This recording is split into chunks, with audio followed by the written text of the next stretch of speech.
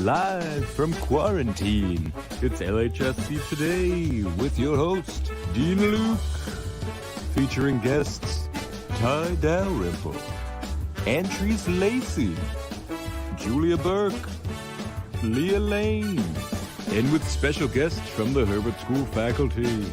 Now here's your host, Dean Luke.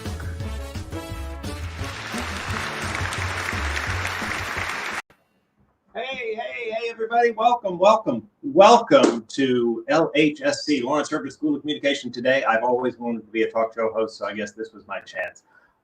Welcome to this introductory session. We wish we could be greeting you inside the Herbert School to show you our terrific facilities and studios and introduce you to everyone at the school. Given the situation, we can't do that right now, but we can do this. And so for the next few minutes, sit back. We're going to give you a little bit of a show, introduce you to 4 of our star students in radio, television, film, which is the department we're focusing on today, the visual media and the audio media department. And then some of our faculty members, some of our award-winning faculty members, in fact, some of whom were just singled out by Variety magazine as some of the world's top educators in entertainment. Let me pause here to just talk for a few minutes about what I think makes our program special before we get to our guests. Because there are some differences. There are a lot of great communication schools all over the country, and I'm sure you've been exploring some of them. I happen to believe we're one of the best, and there's a few reasons for that. One is our focus on learning by doing. Some schools concentrate the first few years of school, the first years you will have at school, in the classroom, and only let you get to building content and creating your own storytelling later in the program as a junior or senior in the university experience. We believe in starting right at the beginning from doing both. The excellent classwork instruction, the theory, the writing, but at the same time, getting out there and making your own content, creating your own content. And you'll hear about that a little bit from our students. The other thing I think that's important about us is that we have all of the disciplines in one place. There's some schools where film is off in the fine arts department, or public relations is off in the business school. We have journalism, public relations, media studies, radio, television, film, digital, all in one place. And that allows you to find your niche. You know, this is all ultimately about storytelling. That's the industry you're directing yourself to. That's where you are going to find your path. But what's your particular niche? And you will find, as you go along, you might discover a part of this business that you weren't familiar with, that suits your talents, that lights a fire inside of you for your creativity. Having a school that has all of those things inside a liberal arts campus, by the way, where you're mixing with philosophers and historians and scientists and computer scientists and engineers, it really gives you a rich, broad experience. And I think the third thing is really important is where we are. You're going to meet students today who are students at the Herbert School who come from California, from Colorado, from all over the country. But they come because we're near New York City. And New York City is the communications capital of the planet. Every major communications entity in the world has an operation in New York, and we have so much opportunity to bring those expert storytellers and technicians and creators to our campus and to take our students into the city, to meet them, to see those newsrooms, to see those studios, to see those edit rooms, to visit those audio studios, to understand that whole process, and of course, internships. A lot of schools, depending on their location, can really only focus on an internship experience during the summer months, whereas our students get to pursue internships year-round. And the average student at the Herbert School does almost 3 full internships during their college career. So it's really an opportunity when you're at the Herbert School at Hofstra to be on a real campus, to have a real university experience, but at the same time to be close to a major center like New York with all that has to offer. So those are just a few high points of what we have to do. As I said, we're going to introduce you to some students to talk about their experience, and we're also going to introduce you to some of our award-winning faculty. And I'm going to start with the students, and in fact, I'm going to start by, remember how I talked about learning by doing? Well, not only does the creation occur in your courses, but we have an extensive set of student-run media. These are television shows, radio broadcasts, podcasts, films that are made by students. And they create that work. And they learn a lot by managing that work, by doing all that creative work on their own with a little bit of advising from our faculty. So the first example I want to show you is a show that has been running for 18 years at the Herbert School. You may be familiar with Saturday Night Live. This is called Thursday Night Live. Take a look.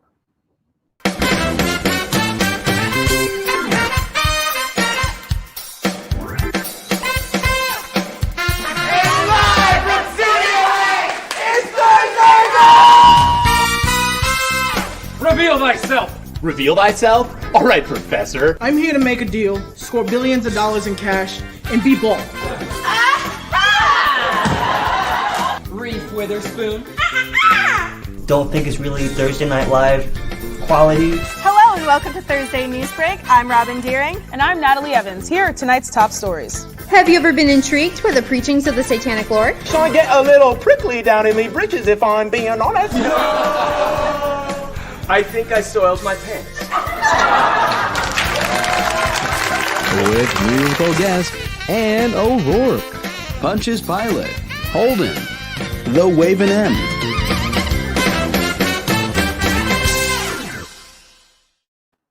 So there's an example of some of the work you can do. And let me introduce you to one of the people behind that broadcast. His name is Ty Dalrymple. He's currently hunkered down in an undisclosed location somewhere near the Hofstra campus, but he actually hails from Dallas, Texas. Hi, Ty. Oh, you're muted, Ty. Let's see if we can get you on there. No, we're not hearing Ty. So the control room will fix that. And while we're working on it, now let's try to unmute you one more time. Now? Now, better. How are you, Ty? I blame my headphones. I'm good. How are you? So Ty, you're actually a film student. When I talked about finding your niche, you're a film student, but one of your major extracurriculars has been the Heat Network, and you've been very involved with Thursday Night Live. Talk about that a little bit. Correct. So yes, as you said, I am a film major, and early on, I was really conflicted between picking up a film TV minor or switching my major to TV.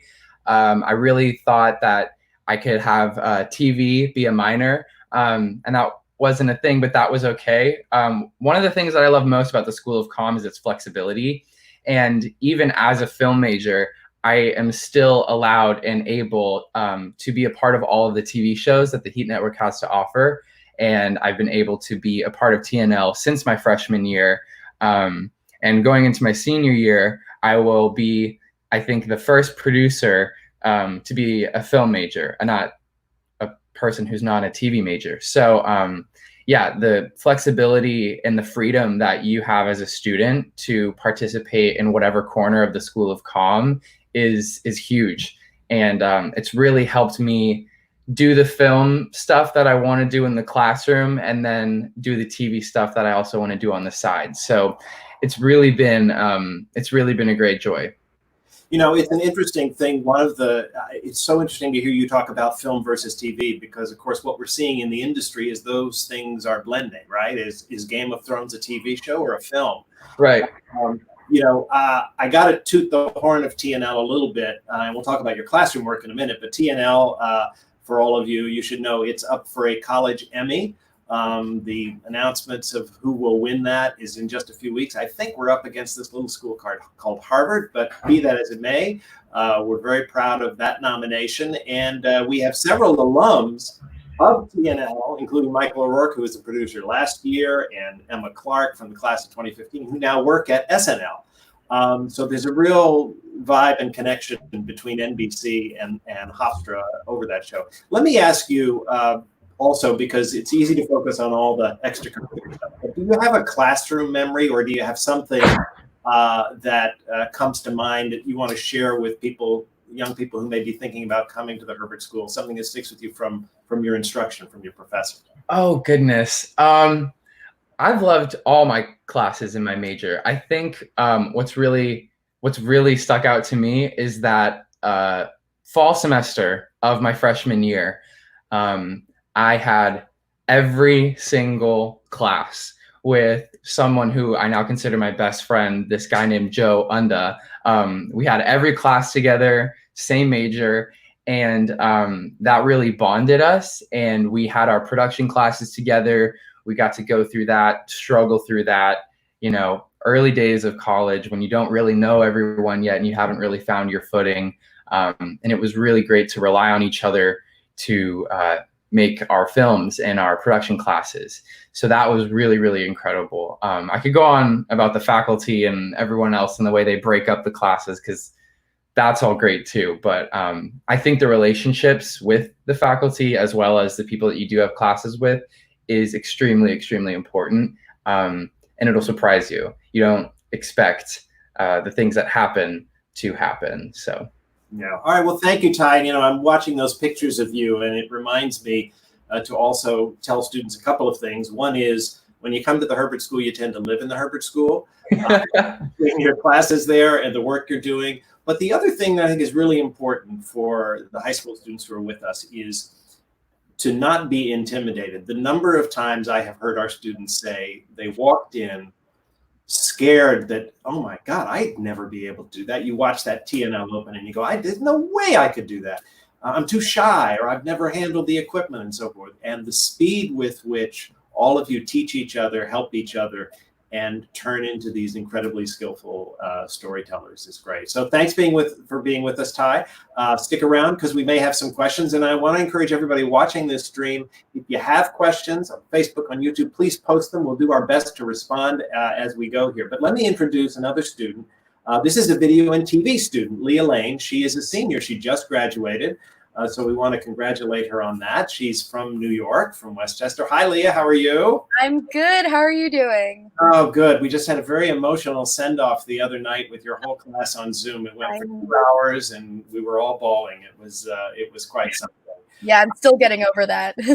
But tell me a little bit about how you chose Hofstra, and pick a story out of the classroom and maybe out of the extracurriculars, because you're also very involved in HEAT, I know.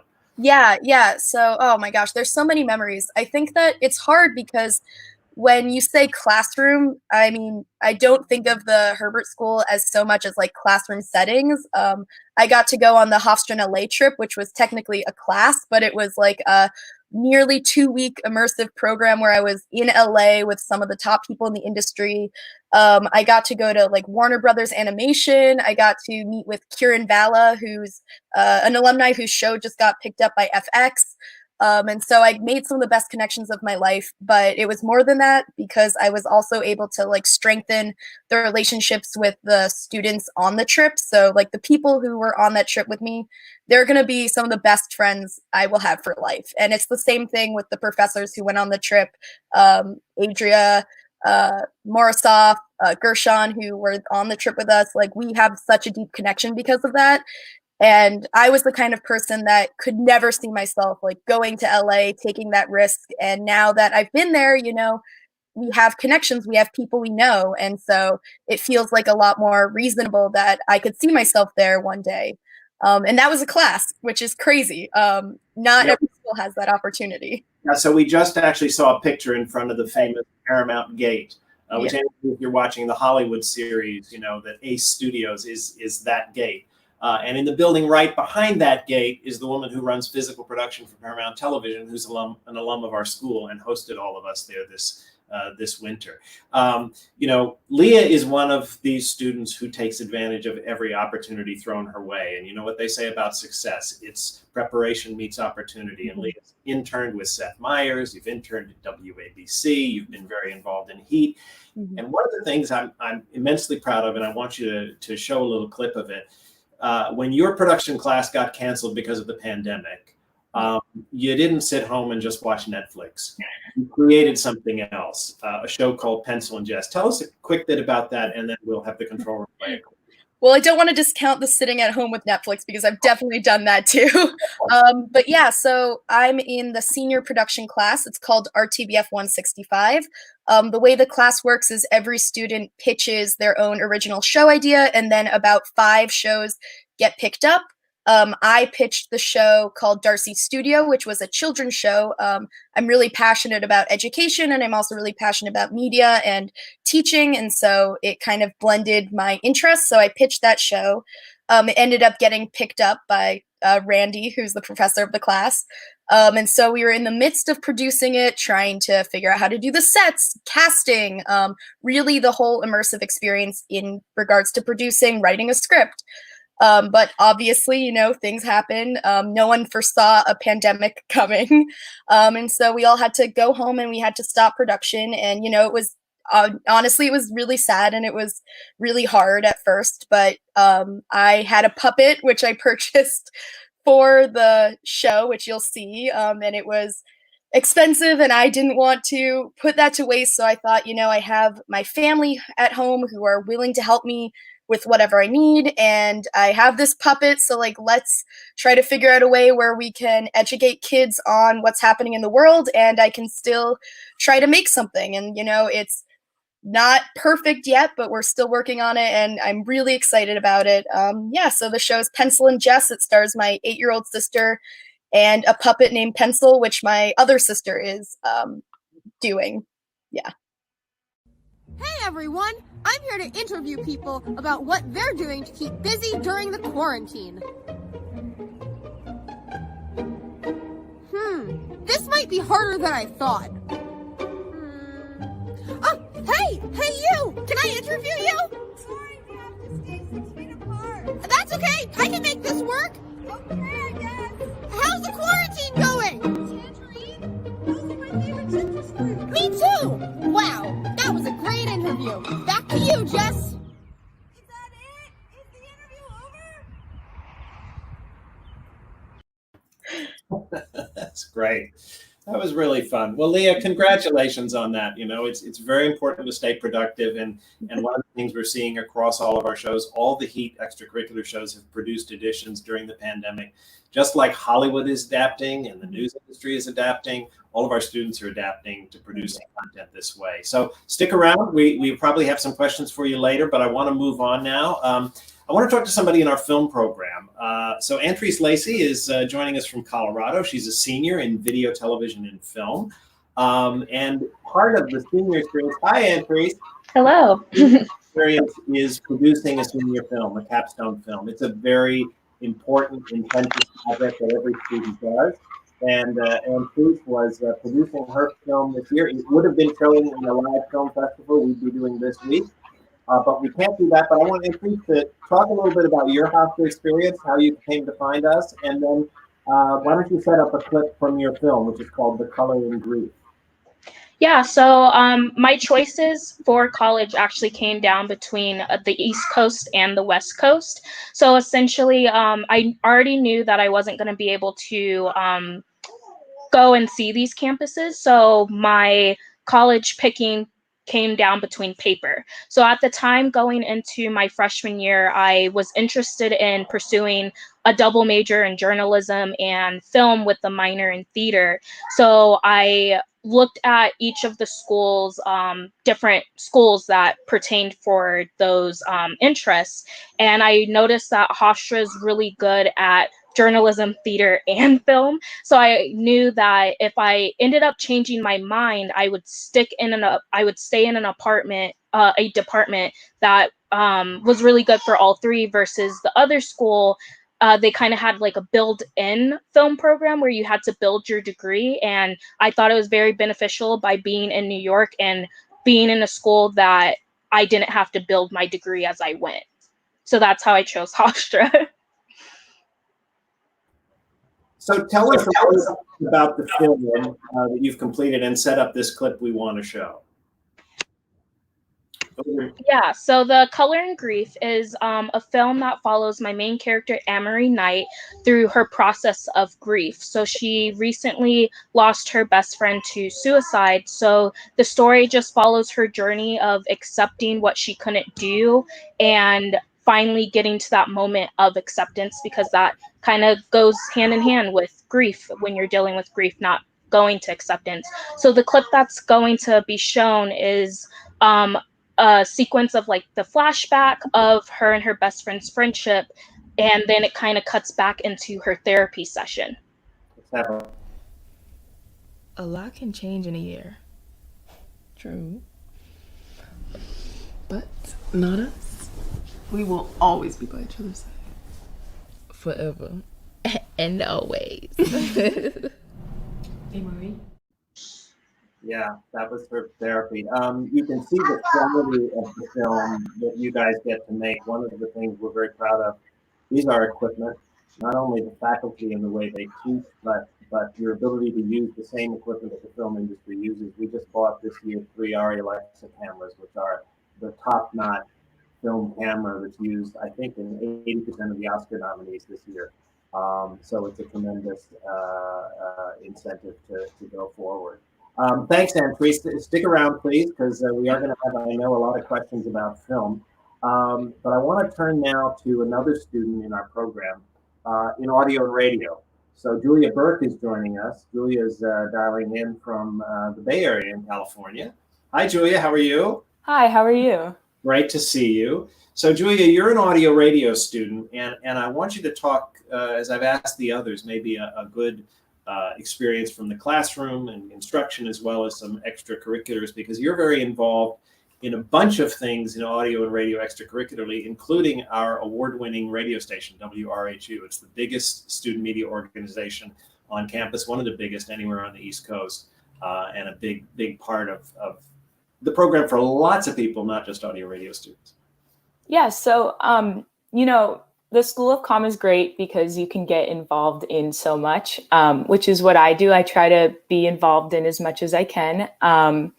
And WRHU is definitely one of my favorites. I am the producer of Alternative Nation, co-producer. And it's great because you learn a lot of experience from these organizations and clubs, and you learn a lot of experience from the classroom, which is incredible because I came in with absolutely zero knowledge on any equipment, any editing software whatsoever. And now I am equipped to run my own show, my own podcast, which is what I do on my Hofstra's podcast network, Required Radio. I'm currently the president, and we do everything. We put everybody's podcast up. Anybody can join.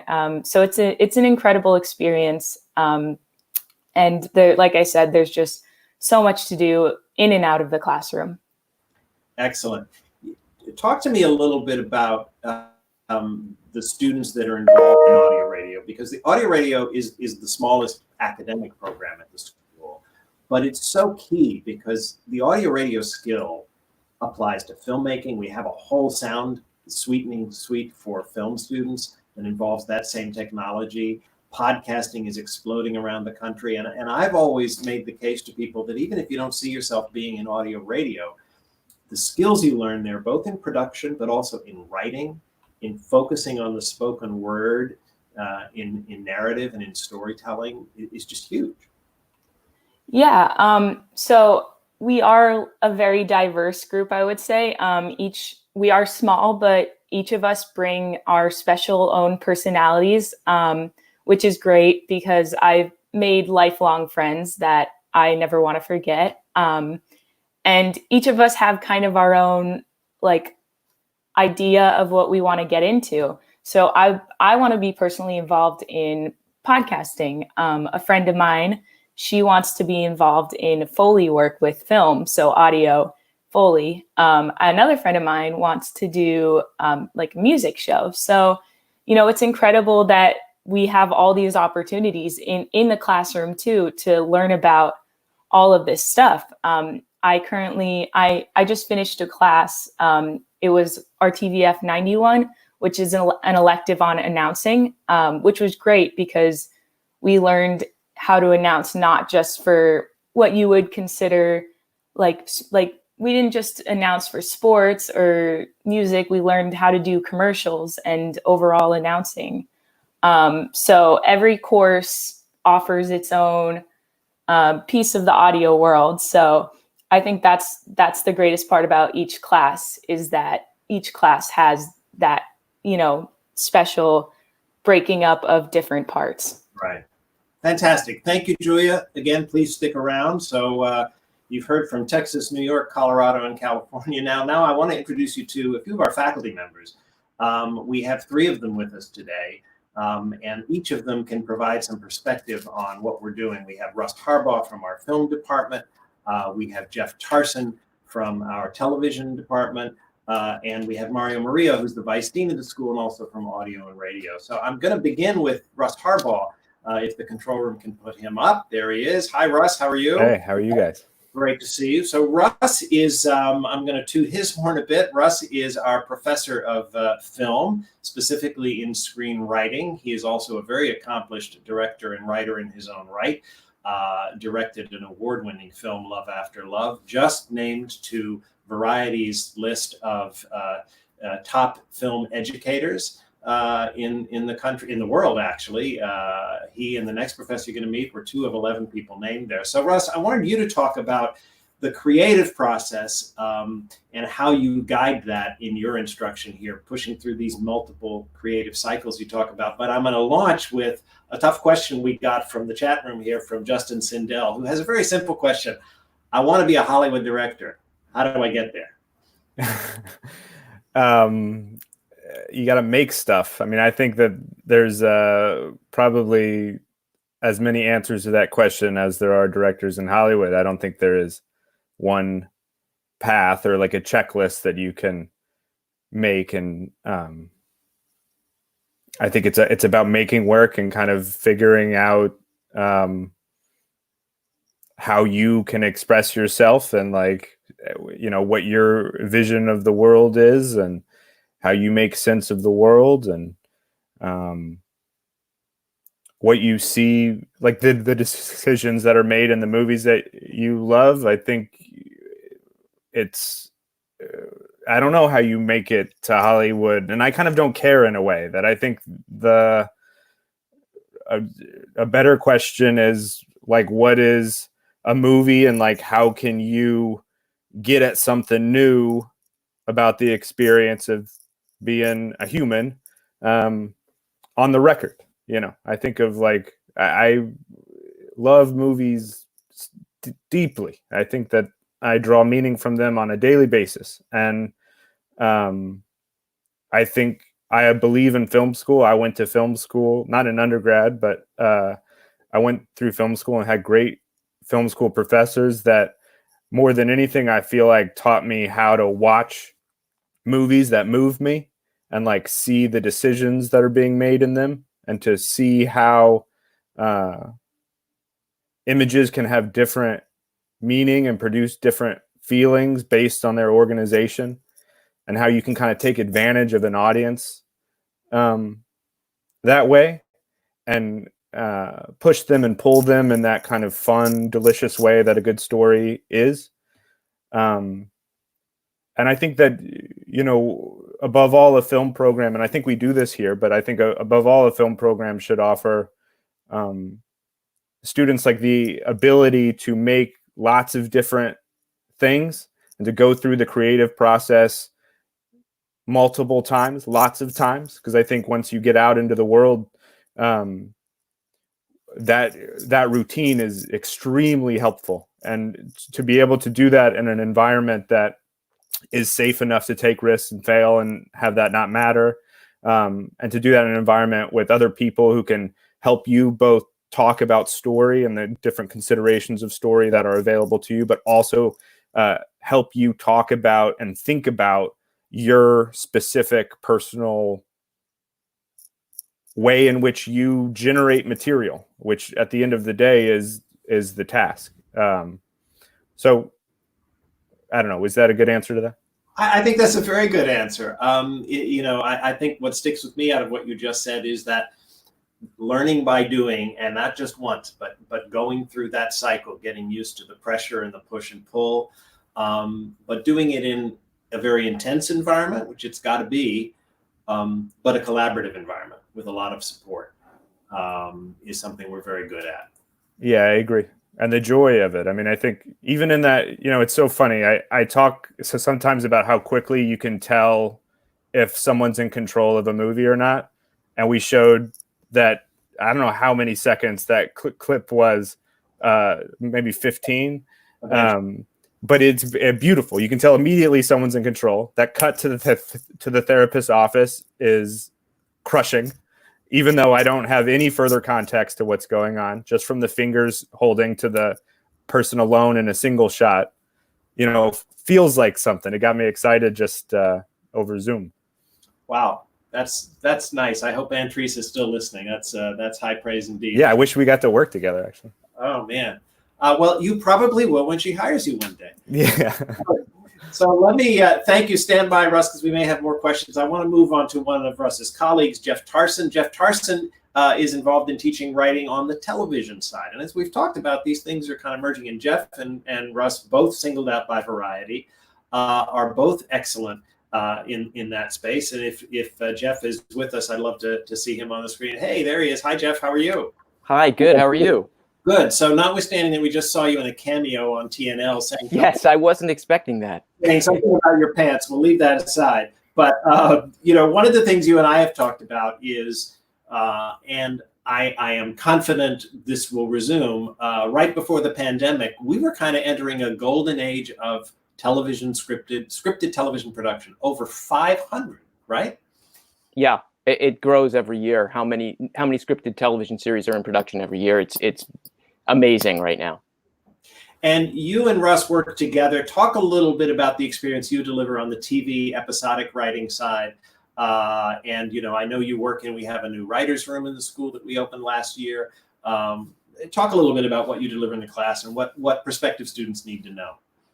Well, I think one of the things that I found really rewarding at Hofstra is, and first of all, I'll say it's very funny that Russ has not worked with Antrice. I have, which I think goes to the flexibility within the school to learn more than one thing. I had Antrice in my intro to TV writing class, and she's a very gifted writer. And obviously she's in film, but I've had the opportunity, I think, to introduce people who may not think of themselves as writers to television writing. I have to say, for my own journey, I did not set out to be a writer. I was an actor. I majored in theater in college, and the journey that took me to TV writing was an interesting, circuitous one, thrilling. I'm so happy that I ended up writing on shows like, Suddenly Susan and That's So Raven, that I didn't imagine would happen for me. And now that I can share that experience with students. But my experience is, along with Russ, is that I think the more opportunities you have to write and to revise, the better. So I very much stress that in my classrooms. The writer's room, television writing in particular is a very collaborative experience. I think television is very collaborative. So there's a course that I'm teaching, I've taught once before, and I'm teaching again this fall, called The Writer's Room, which is really focusing on the experience of being in a room of writers working on making a script better, or pitching ideas and getting feedback from others, which I think is very much part of the television writing experience. And one thing I would say, hearing earlier you talk about, what is film and what is TV, that membrane is very amorphous and moving. It's very true. But I would argue that Game of Thrones is a television show, specifically because it is many stories. It is an ongoing stories. It is serialized. It is characters we get to know. And you wouldn't make 70 Game of Thrones movies, but you would make 70 episodes of television. And so that, to me, is something different. Marvel movies, and we could then veer into that conversation, right? Well, when they reach 70, then I think we can have that conversation. But I think the wonderful thing is, what I'm saying in terms of Antrice and others, is that there are people who have stories to tell, and they can determine which format they want to tell it in. They can find whether their voice for a particular idea is as a television series and starting as a television pilot, or whether it's a film. And I've seen people jump back and forth. And obviously I know many writers, I know screenwriters who are now television writers, I know television writers who've become incredible directors and writers in that genre. So, film and TV are merging and crossing over, and writing, learning how to write effectively for character, for story. That is a skill that we really try and support, as well, of course, as the production and being able to write something and then shoot it and be able to have your hands on that. So I'm going to combine two questions here and ask you for a short answer, which will be tough. But somebody in the chat room, Drew, has asked, what are you doing in quarantine to keep up your creative drive? What is something we can all do to keep up that drive? And I want to combine that with something you just said, which I got to hear from so many of your students during that farewell on Monday, which is student after student saying, I never thought I was a writer. And then I got into Tarson's class and I started to write, and I love it. So what would your advice be to students who are hunkered down wherever they are, thinking about their career next fall or a year from next fall at the Herbert School, but what should they be doing now to keep those creative juices going? I mean, obviously, the one-word answer is write. Write your experience, write what you're thinking of, whether it's literally what's happening to you now, or whether it's a story that you've always wanted to tell, or a character that you've that you know, or based on somebody that you know. I have an exercise in class which is really just sort of trying to open our minds to creating a character, which is often the start of a series, of a television series. That the Walter White character, who is that? Where did that come from? Somebody that we know, that we may be related to, or know that is a fascinating, is your story in a way. It's unique to your experience. A lot of people, I think, get block themselves in terms of telling stories because they think their story isn't interesting and or isn't unique. And the fact of the matter is, the people that are getting hired in writing are people who have their own voice, their unique voice, that may be far more original and interesting than you think. So that is one thing you can do. And I will say, yeah, at this time where production is shut down, writing is part of pre-production. So it is something that you can do while we're waiting for things to open up again. It is one of the few things actually that you can do. And from what I understand, I think we may go back to virtual writers' rooms now, even in anticipation of when eventually we will be able to shoot television series, hopefully soon. It's interesting. I'm firmly convinced that out of this crisis, we will get some new forms of storytelling, which is always an exciting time in media when a completely new form emerges. Thank you, Jeff. Stand by. Again, we may have some more questions, but thank you for being here. I want to introduce my collaborator as Vice Dean at the Herbert School and also a longtime professor at audio and radio in the school, Mario Murillo. Mario is joining us from Queens, New York, not far from the Hofstra campus. And Mario, just wanted to throw open the floor to you to talk about audio and radio, or anything else you want to talk about, having heard our wonderful students and faculty. Well, I salute you first, Dean Luk. I mean, we all know your leadership skills and what you brought to the school over the last couple of years, as well as your long trajectory as a news executive for major network news. But as a host, you're unbelievably effective. So it's good to be. It's good to be on this program, and also hearing my colleagues and students at this Herbert School talking about story. Of course, working as vice dean, I'm still connected to the faculty and to the programs. The audio radio area I'm very proud of. It's a real comprehensive, probably the most comprehensive audio radio program you'll find in the country. And it really prepares students, as you've heard pretty much everybody talk, and particularly Julia, for the many workspaces in media that use audio, which essentially is everything, right? From film, from spot production and sound design for commercial radio, to news feature and magazine production for public radio, from podcasts, which of course has transformed the audio media industry, from sound design for video, film, television, and online applications, from multi-track studio production for music, and even live radio drama and audio drama. All those skill sets are found in the many different courses in the audio radio program. I'm very proud of looking at the faculty in the program, which is pretty diverse, from the audio radio professor, coordinator, Dennis Quinn, the veteran commercial radio broadcaster. He has the track record of being the longest on-air music programmer and DJ in New York City, the #1 radio market in the country.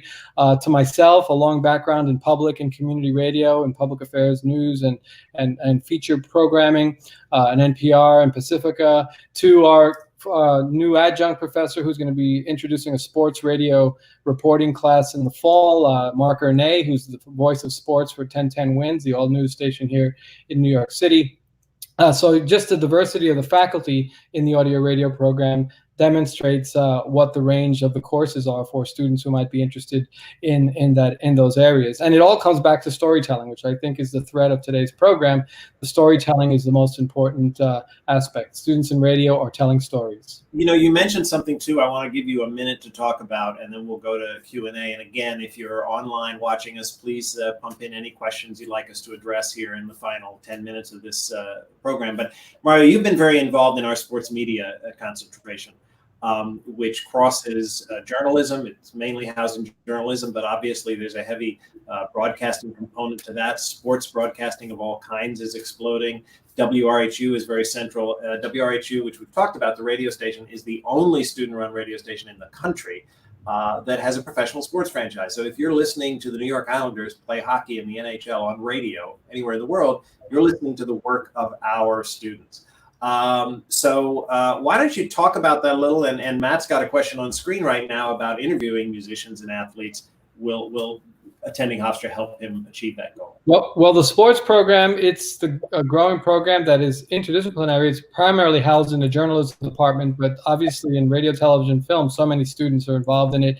We're developing new courses. We're constantly bringing sports media professionals onto the campus to talk with us and talk with our students, not to mention the many internship possibilities. And of course, WRHU, which has a long track record of successful sports programming on the air in the local area, including the New York Islander coverage, which you just described. As far as Matt's question, I mean, we've seen students do it. They're doing it daily on WRHU and the community radio station licensed to the university, the award-winning station, interviewing musicians, artists, theater people, etc. So athletes, of course, we're interviewing the Islanders and major sports athletes. But I think the other question to ask is, where do you find stories and interesting voices and compelling people that are not so visible, that are not so out there that we know, people in the community who have compelling stories to tell? Like one student, a radio major, did a senior thesis project a couple of years ago about a woman whose house was essentially falling down. She had suffered through the housing crisis of about 10 years ago, and basically telling the story of what it was like to survive living with the roof basically caving in.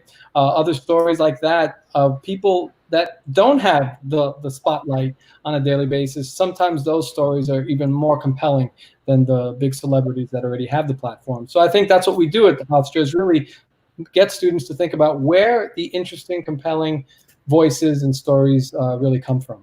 Right. You know, very good point. And let me also, I wanted to ask, maybe the control room can see if any of the students want to talk about this. We haven't talked a lot about our alumni network, which is a big part of the ongoing success of our school. We have a very close-knit alumni community. There's a large alumni association, mainly in New York and Los Angeles. And then I have a Dean's Advisory Board of about 30 top-level professionals across film, radio, journalism, public relations, and we meet. I'm actually having a meeting with them on Monday. And they're very supportive of the school. And I wonder if any of the students might have a story to tell about that. I see Leah on the screen, so maybe you do, Leah? Yeah, so one of the professors at our school, Doug Morrow, he's the internship coordinator. He's a great guy. He set me up to talk with Kara Cook, who works at Sesame Street. And again, like, I'm very interested in children's television. She's an alumni. And like, we've just developed like not only a professional relationship, but I think like a great friendship. I was able to interview her on a panel. And so it's not just her, like, I've made connections through him and through all of my professors, frankly, in the professional industry that I've stayed in touch with. But that was just one example where just a small connection led to something that has been like a great friendship, and hopefully we can work together one day in the future. Yeah, right. The school has so many connections. Terrific. Antrice, did you have something to add here? Yeah, so while I interned at ABC and CBS at both internships, I was able to outreach to the Hofstra network and grab lunch on my lunch breaks with Hofstra alum that have graduated in like 5 years or the last 20 years. So the network's like super helpful with anything that like you want to do, and we're so receptive to give a hand and help seniors and juniors and anyone that's currently interning. So That's great. And the alums do come back to the school. We have regular alumni student mixers. We have panel sessions. So we do a lot in that sphere. And we bring our students as well to alums. Ty, I don't know whether you're still on the line. I hope you are, but Ty Dalrymple, who is coming to us from Texas. Curious whether you have any stories along those lines. And, as you go into your senior year, that's obviously a great year to really make those contacts. Yeah. Currently, obviously, being a rising senior, I don't have, anyone who's already graduated that I think is truly in my circle. But what I can vouch for is the people in my class and the people that I am currently at the same level with. And by the time you're a junior, we're so close and everyone kind of knows everyone. The comm school is big, but the comm school is small. And I can only reiterate that those are connections that I know for sure that come graduation, they will continue and they will be lifelong friendships. I'm also a member of Zeta Phi Eta, which is essentially a pre-professional fraternity that focuses on the communication arts and sciences. And so the upperclassmen who have been in Zeta and have gone on to graduate, to answer your question, I think those are some of my great connections who are also heavily involved in the comm school. So connections are everywhere. If you don't find a connection, that's a world record. So my hat off to you, because they're everywhere in the comm school, and even if you're not looking for them, they will find you. So I cannot stress enough how it's a big comm school, but it's a small comm school, and it's really nice for everyone to kind of know everyone, which can sound scary to some, but I promise it's not. Yeah, it really is true. And I've heard this, one of the film professors, George Nicholas, talks about this, of multiple cohorts of students who have come through the school and they form those lifelong friendships. And, there's a group of students from our school who went out and founded a production company out in LA, and they're now thriving. So all of that happens. So listen, we're going to wind up here shortly because we've been going about 45 minutes, and it's, at least where I am, it's a beautiful day, so people may want to get out there. A couple of things to mention. We have this fantastic little view book that if you were at the school right now, we'd be handing out to you, but we can't. So it does exist online, and I'd be happy to mail you a copy. I'm, as you can see right there, at Dean Luk. I'm open for DMs on Twitter or any social media. So if you want to get a copy of this in the mail, just shoot me a line and I'll get it to you. Or you can find a digital copy at hofstra.edu/Herbert. You'll find a copy of that view book. You'll also find about a 15-minute walkthrough tour of the school. This is a tour you would have done if we could welcome you to the building, but right now we can't.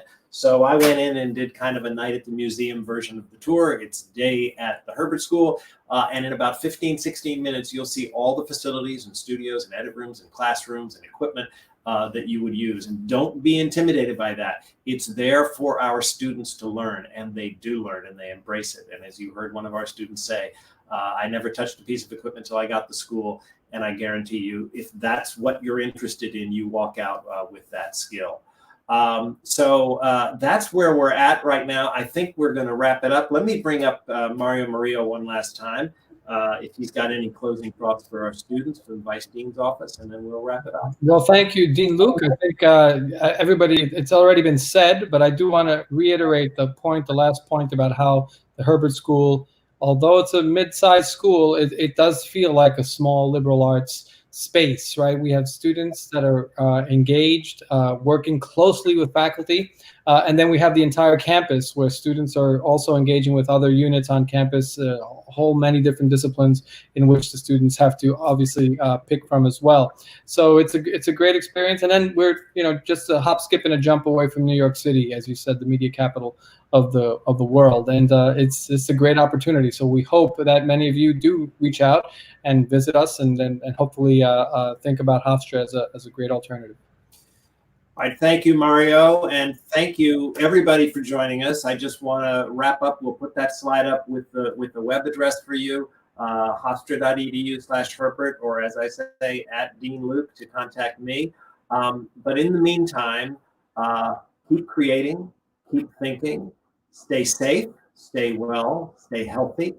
That's what we all have to do right now, but we're all very much looking forward to the time we can welcome you to campus, either as incoming students or to have a look around in person, which we hope will happen very soon.